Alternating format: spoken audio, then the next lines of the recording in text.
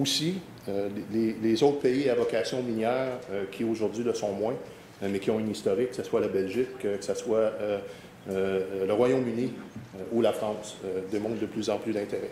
Donc l'Afrique attire pas mal tout le monde. C'est vraiment en 2011, quand même, sous le leadership d'Ango, qu'on a commencé à travailler étroitement et qu'on a eu des résultats concrets à jumeler des gens d'affaires, principalement du Burkina a commencé, avec nos gens d'affaires de la région de l'Adar autour de l'activité aurifère, et on a vu des résultats concrets. Donc, on essaie vraiment de s'ancrer dans des pratiques qui, rapidement, vont aider le développement des petites et moyennes entreprises. Au début, on se concentrait vraiment sur l'activité en support technique pour l'activité minière. Cette année, dans le cadre du Forum RSE annuel à Dakar, au mois de novembre, on va tenir la 2e édition d'un symposium sur la cohabitation entre les mines et l'agriculture. On a tenu le premier symposium à Lima, au Pérou, dans le cadre de l'Extemin, il y a environ quelques semaines. Pourquoi? Parce que si on regarde l'activité minière, elle amène de la richesse dans une région. Elle amène des emplois, elle attire le talent.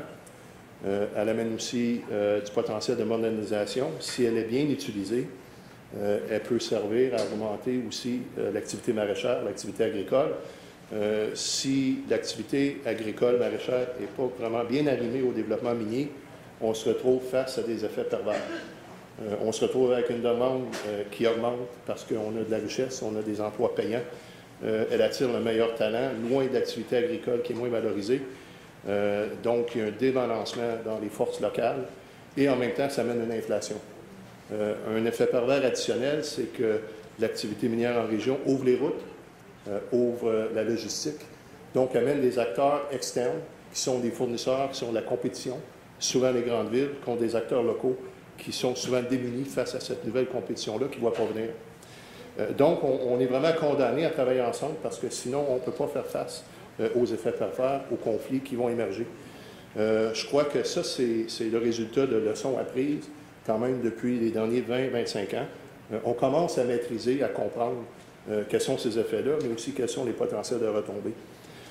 Ce que ça veut aussi dire dans les différents pays, c'est qu'il faut une approche multiministérielle. Il faut amener à la table ensemble, pas seulement le ministère des Mines et de l'Énergie, le ministère de l'Éducation, le ministère des Technologies d'information, les gens de l'environnement, les gens de l'emploi. C'est vraiment le succès est dans une approche multiministérielle avec aussi des agences sur le terrain pour forcer une conformité. L'autre élément qu'on voit, et on voit de plus en plus de pression des médias sociaux, même sur nos minières ici, la transparence, la juste part. Nous, on a des défis ici au niveau du lobbying, au niveau de la transparence, au niveau de la corruption. C'est des défis qu'on a en commun. Et ce qu'on se dit, c'est qu'il faut vraiment les travailler ensemble. On a des mécanismes qui nous ont permis de réduire certains de ces éléments-là. Nos lois anticorruption, nos lois sur le lobbying. Fait que nous, on regarde à se donner un rôle pour voir comment on évolue aussi nos propres instruments et comment on les partage avec les gouvernements étrangers.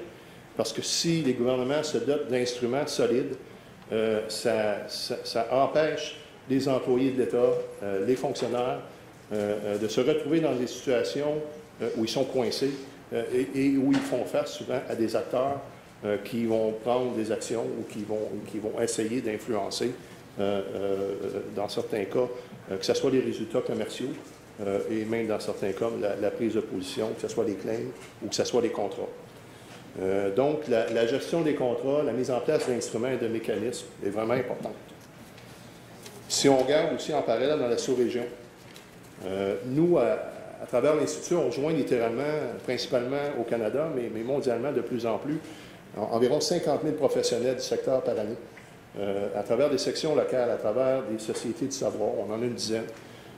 C'est vraiment un regroupement de communautés pour l'expertise de l'industrie. On s'est donné comme mandat d'élargir vraiment l'Institut pour en faire un institut minier d'envergure mondiale.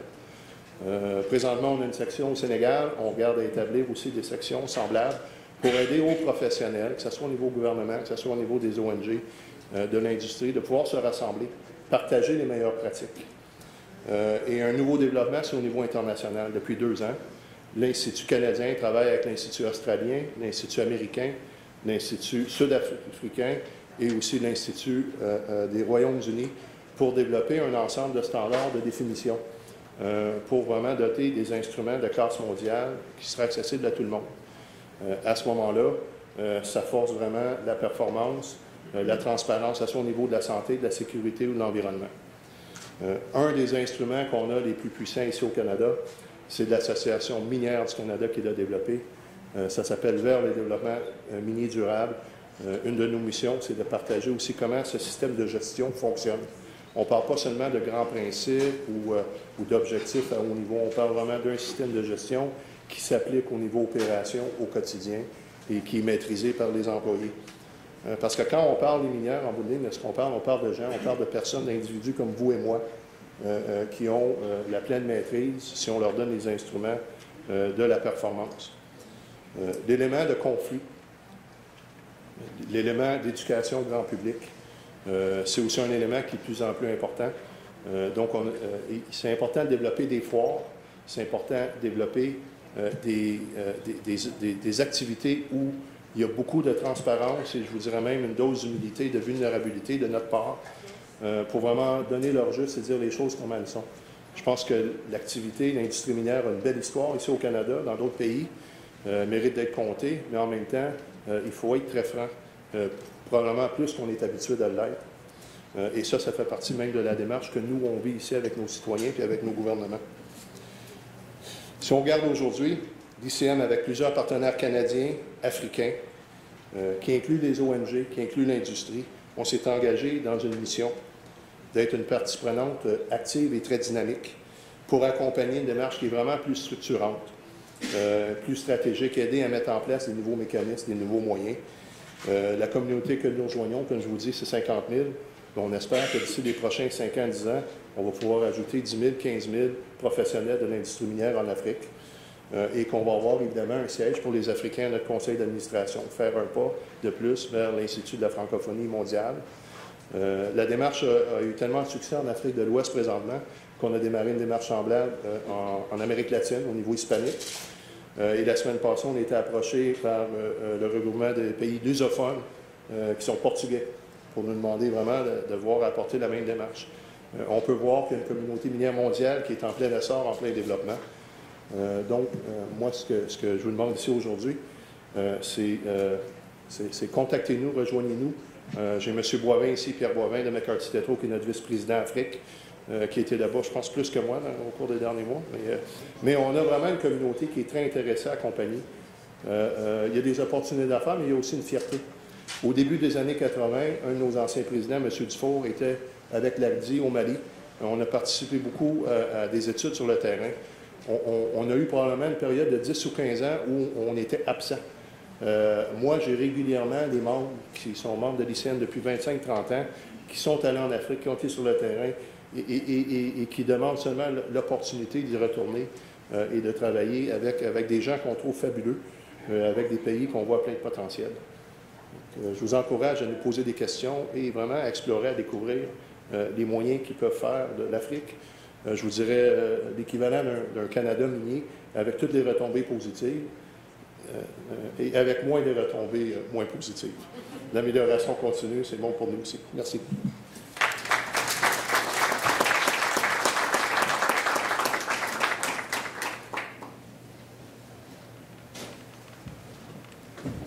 Donc, on va passer maintenant au troisième intervenant qui, lui, est un investisseur, un exploitant dans le domaine minier. Vous avez été donc un ministre, quelqu'un qui est dans la formation, comme il l'a expliqué notamment. Il y a un acteur qui va parler de son expérience en Afrique de l'Ouest. C'est le docteur Marc-Antoine Audet, que je vous prie de saluer, s'il vous plaît, pour les témoignages et l'expérience qu'il va partager avec nous. Merci Serge. Alors, j'étais supposé être le chairman de cette session et avoir le rôle de présenter les panélistes.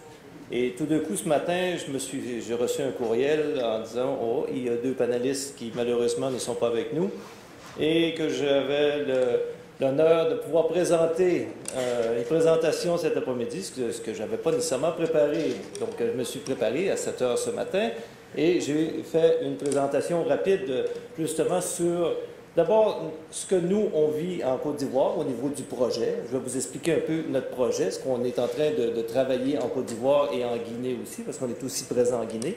Et aussi sur la facilité avec laquelle on a d'opérer et de travailler en Côte d'Ivoire et certains des aspects, peut-être certaines recommandations sur comment la situation peut peut-être s'améliorer. Alors, je vais demander de mettre la présentation, s'il vous plaît. Présentation, 1 minute. Bon, on me dit d'attendre 1 minute. Bon. Alors, juste pour vous expliquer un peu la situation de Sama Ressources ou des ressources Sama, nous sommes une entreprise canadienne. Mon siège social est à Vancouver à l'heure actuelle parce qu'on est sur le TSX de Vancouver. Mais je peux vous annoncer tout de suite que le 1er octobre de cette année, dans 2 semaines, on ouvre un bureau ici à Montréal et que les livres de la compagnie vont être transférés de Vancouver à Montréal et on va devenir une entreprise entièrement québécoise à partir probablement du mois de mai l'année prochaine. Donc, on va être ici sur Montréal. La société a été incorporée dans les années en 2010, en mars 2010. Alors, au niveau de la société publique, l'aspect public de la société, on a 3 ans d'âge, si on veut, mais on est actif en Côte d'Ivoire depuis 2009. On avait commencé avec une petite entreprise privée. Je vais juste vous donner peut-être un peu de background sur moi-même, juste pour vous expliquer pourquoi la Côte d'Ivoire était une attraction pour nous. C'est que dans les années 90, j'étais le directeur d'exploration pour Falconbridge sur le projet de nickel latéritique qu'on appelle Sipilou Fungwesso. C'est un grand projet qui était d'exploration dans la région de Biankuma. Et c'est un projet qu'on avait commencé lorsqu'on a pris le projet. En 1994, on avait 30 millions de tonnes de ressources. Et lorsque j'ai quitté le projet pour me rendre en Nouvelle-Calédonie, partir un autre projet, on était rendu à 250 millions de tonnes de nickel latérite à 1,4 % nickel. C'est pour dire que le secteur de la Côte d'Ivoire, dans l'ouest de la Côte d'Ivoire, a un énorme potentiel et c'est ce que je vais vous montrer dans cette présentation-là. Un potentiel qui n'est pas juste pour le nickel latérite, il est un potentiel pour le nickel cuivre sulfuré, un peu comme les gisements qu'on a au Canada, à Sudbury, à Radland. Ce sont nos nouvelles découvertes, c'est là-dessus qu'on travaille depuis quelques années. Mais on a aussi découvert des chromites massives. Des chromites massives, c'est un peu l'équivalent de ce qu'on peut trouver en Afrique du Sud, qui est exporté pour faire du ferrochrome. Alors, ce sont ça aussi de nouvelles découvertes que nous avons effectuées depuis 3 ans. Et tout dernièrement, en Guinée, on est en train de travailler sur un projet de graphite. Donc, c'est une nouvelle zone qu'on a mis à jour. Elle fait 7 km de long par 300 mètres de large. À la surface, on a des teneurs jusqu'à 20-25 % graphite. Alors, c'est juste pour vous dire que le potentiel minier en Côte d'Ivoire et en Guinée dans ce secteur-là est à découvrir. Il est prometteur et il est à découvrir. Alors, sans plus tarder, on va commencer. Juste pour vous expliquer, peut-être que vous voyez sur la diapositive, nous sommes impliqués dans 2 pays en Afrique de l'Ouest, en Côte d'Ivoire et en Guinée. Nos propriétés d'exploration, nos permis d'exploration se touchent par la frontière entre la Guinée et la Côte d'Ivoire. Et ça nous donne un total d'à peu près 2500 km² de permis miniers. Bon, je vous fais grâce, je ne lirai pas tout le texte. Je pense que c'est assez clair. Alors, le but de Sama Nickel, ou Sama Ressources, Sama Nickel, c'est notre branche en Côte d'Ivoire. Sama Ressources, c'est la maison mère, si on veut, canadienne. Alors, notre but, vraiment, c'est de mettre à jour le prochain camp minier de métaux de base international ou de classe mondiale. En anglais, on dirait « The Next World Base Metal Camp ». Et on est tout proche d'y arriver. Quand je vous ai dit qu'il y a 250 millions de tonnes à 1,4 % de nickel latéritique dans la région de l'Ouest, en additionnant ça à tous les